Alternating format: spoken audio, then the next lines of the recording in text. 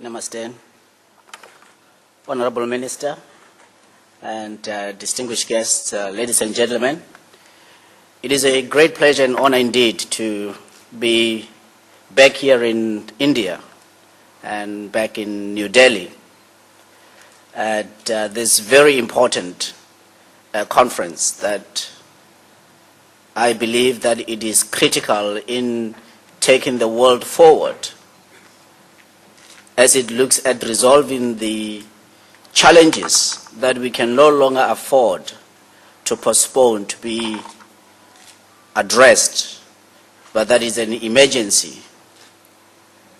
The area of energy to power the new industrial revolution is something that we can no longer afford to postpone or continue to talk about.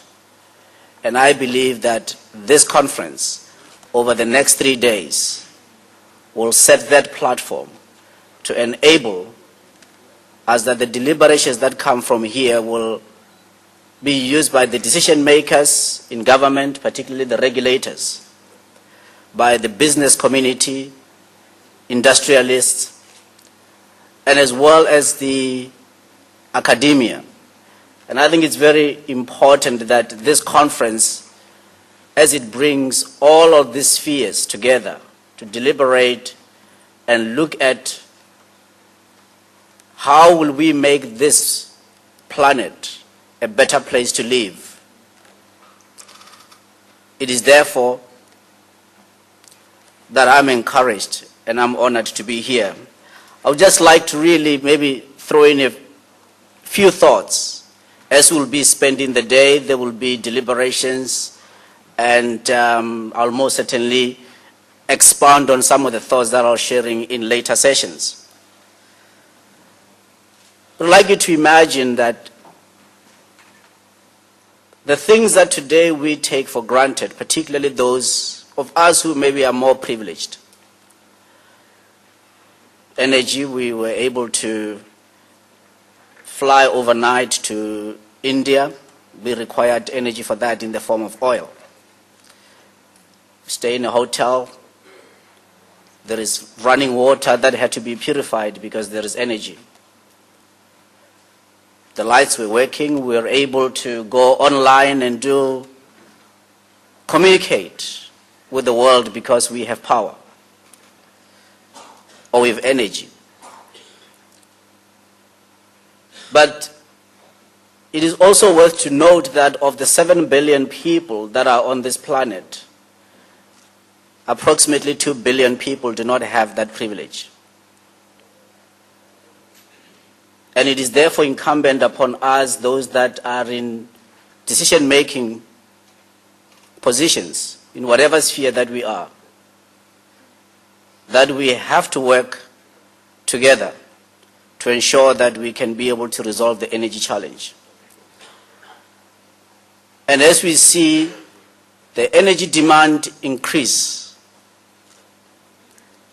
it is also worth noting that as much as in the last 3 years since the financial crisis, we've not had so much about substitution of fossil fuels with renewables and greener energy sources.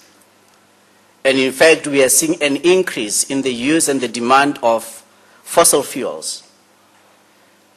One of the key challenges that the world faces is that of carbon emissions. And personally, I am glad that we have moved away from the debate about substitution of fossil fuels. But I believe that we need to put more emphasis on how the continued use of fossil fuels can be in an environmentally sustainable manner.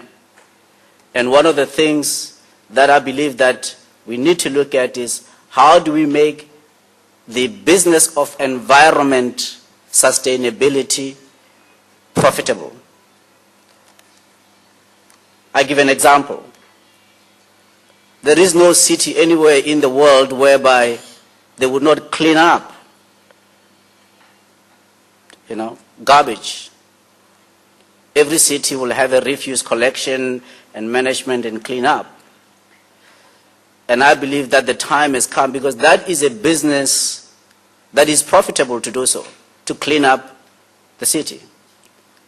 When it comes to the area of carbon emissions and environmental sustainability, it is something that we really need to pay particular attention to. And I believe that there needs to be more funding into carbon capture or carbon sequestration and storage. There are a number of initiatives. There are 10 that I know of globally, but they have not yet reached a scale which really is commercially viable. And I hope that over the next 3 days, these are some of the things that would be looked at by the experts that are in this room. And then from this place, move on to say, what are we going to be doing in our respective fields to ensure that we take the energy challenge and we take advantage of the opportunities that are presented by energy demand. Now, one of the things that I believe sometimes is we need to be open about is that we normally work in silos. So you find that the industry have got their own silo, they've got their own governance, profit motives, and everything else that they work in. The regulators and the legislators, on the one hand, they have got their own way of doing things. And in the middle, you'll find that the scientists also are somewhere in there where they write many, many reports. And in fact, in preparation for this conference, I was very much astounded to see the amount of research material that is out there over the last 30 years, projecting what the energy demand will be up to 2050.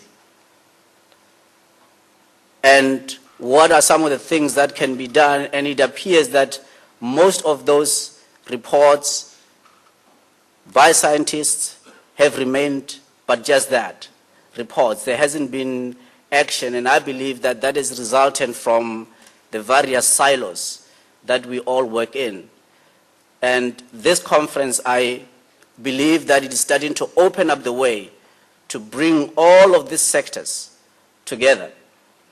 And if there was a message that I would like to emphasize this morning to you, would be that let us take this opportunity, and particularly from this conference, of ensuring that we work together in a coherent manner so that the world can be a better place.